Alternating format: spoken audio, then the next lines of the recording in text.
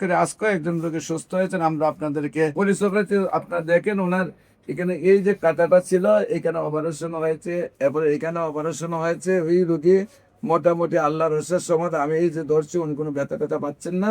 বিশেষ করে আপনি কি ব্যথা পাচ্ছেন না? আল্লাহর রসের সম্মতে আপনি কি এখন সম্পূর্ণ সুস্থ? কয় মাস চিকিৎসা হয়েছে আমার এখানে? 4 মাস। 4 মাস চিকিৎসায় সম্পূর্ণ সুস্থ হয়েছেন। এই তো হলো আপনার আগের রিপোর্ট নাকি? এখানে ক্যান্সার ধরা পড়ছে নাকি? বর্তমান রিপোর্টে আল্লাহর রসের সহমতে সম্পূর্ণ রিপোর্ট ভালো আসছে।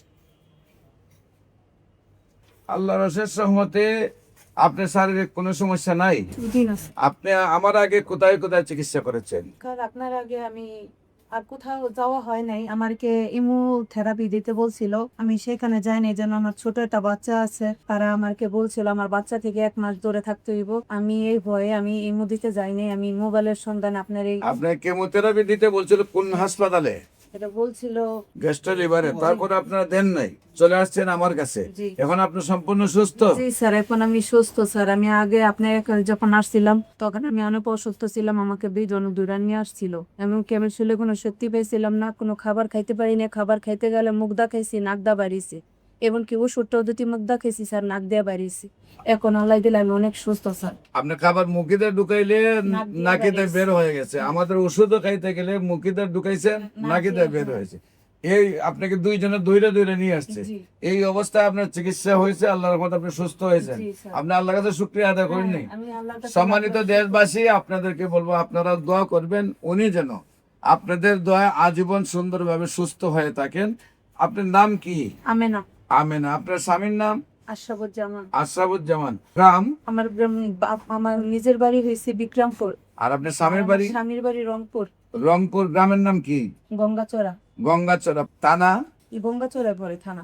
জেলা? স্যার আমি তো শ্বশুরবাড়ি কম আপনার যাওয়া আপনার আসা- কি হয়? কম যাওয়া গ্রাম আসা- কোথায়? না, এটা আমার তো বাড়ি বিক্রমপুর। আপনাদের হলো আপন বোন?